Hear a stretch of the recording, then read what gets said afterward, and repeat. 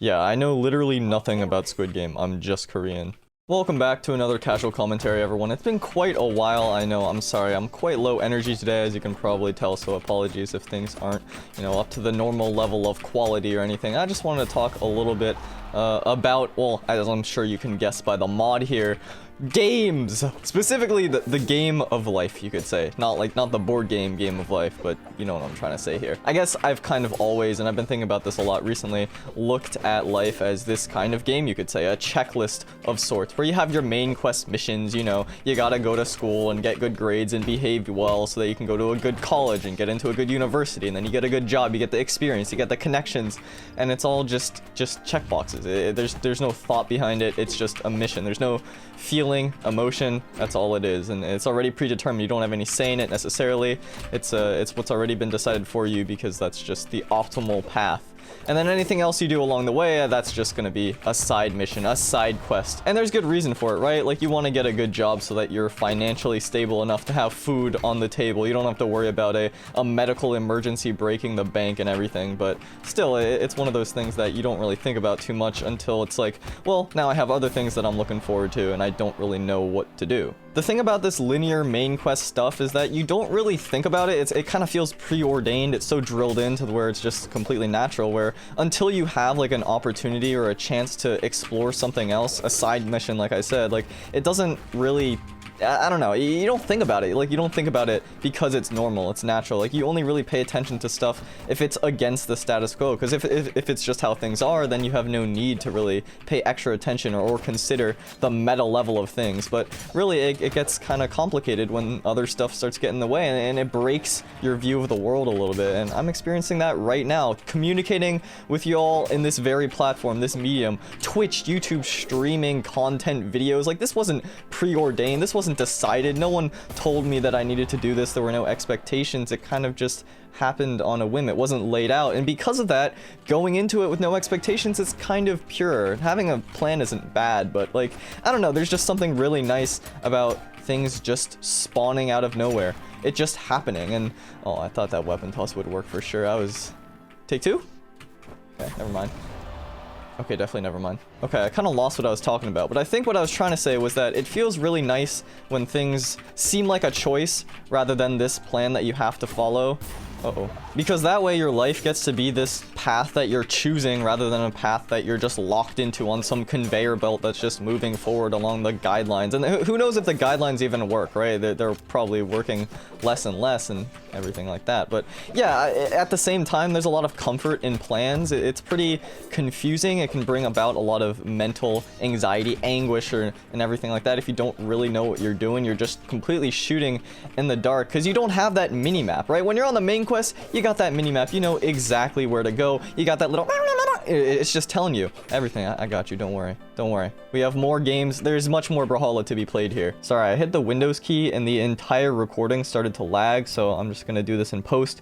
We're gonna give it the old one take Timothy. See how it goes. Like I was saying, there's this feeling of being alone. Honestly, this is the first thing in my life that's been directed by me. And I feel like I'm kind of bumbling around. Like, it's the first thing I'm really in control of that I can do something about. And that I'm leading, really, and I don't really know what I'm doing. I'm always conflicted about the things I want to create, the message I want to put out, the power of words and how they can be used or abused, and I feel like I'm kind of shooting in the dark, so there's a lot of doubt in what I do. And I've been recently struggling to reconcile what exactly that is, what exactly that goal is, what I want to do.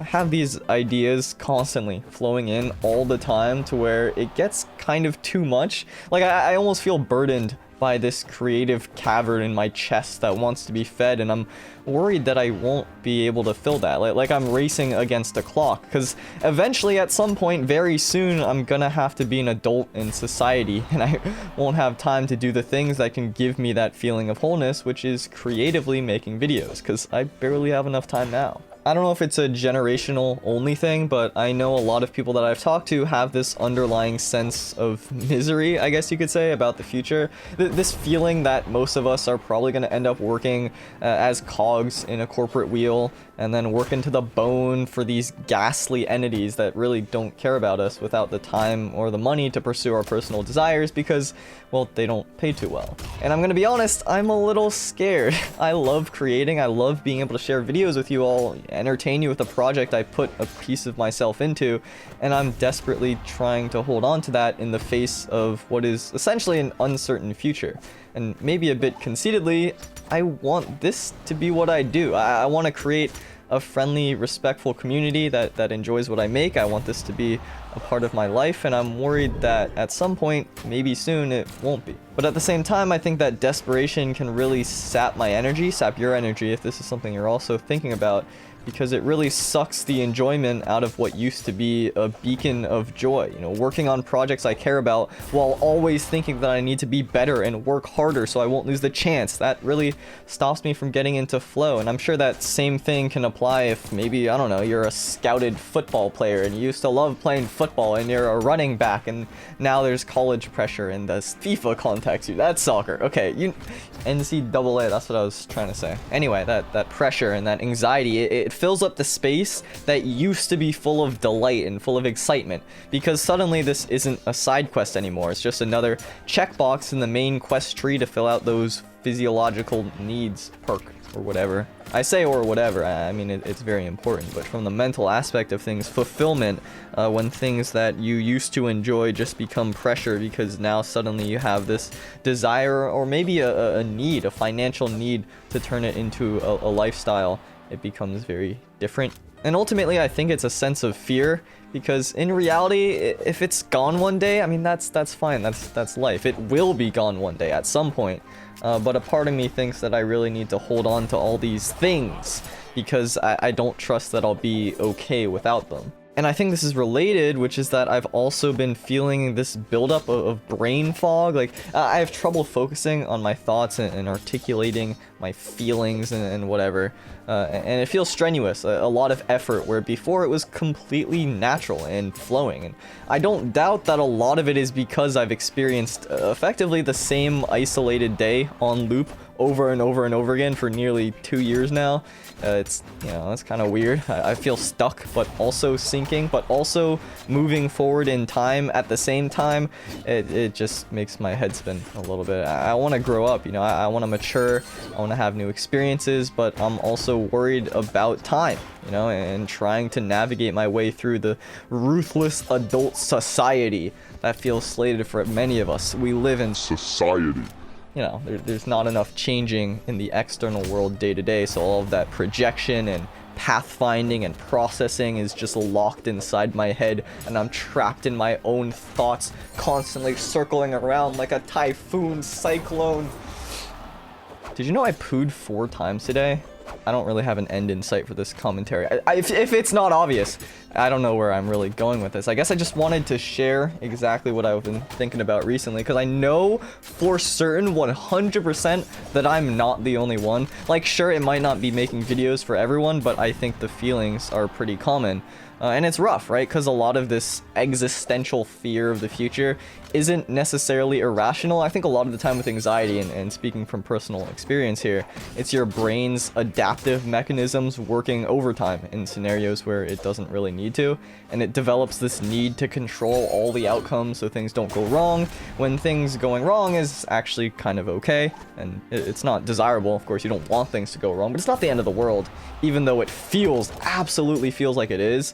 But with this though, I feel like the worry is kind of warranted, because in many ways the world we're inhabiting and inheriting is crumbling. Like you can't just say, well, it's not a big deal, like, don't worry about it, which, to be honest, you probably shouldn't anyway. But like, especially, it doesn't really mean anything, because it is a big deal. Like, rent's high, income's low, our temperatures are rising, the icebergs are falling. All these conventional resources are outdated as mental health is tanking, and it leaves you with this feeling of like, what can I do? How can I make a difference, and how do I fit in? And yeah, I could give you the answer of like, you just take it one day at a time, and don't feel burdened to make an impact on the world. Just focus on the process, and if the impact is made, then that's cool. Put your effort on the people that matter to you and the relationships that are important, all the little things you care about, you know, all that good stuff, that good advice. But it doesn't shake the feeling, really. It just diverts it until it comes back. The honest truth is I don't know what to say yet. I don't have answers, and I'm not really confident. I think I can be. I'm working damn hard to figure things out, but I'm lost. I am, and if you're lost too, then welcome to the club. I'm glad to have you.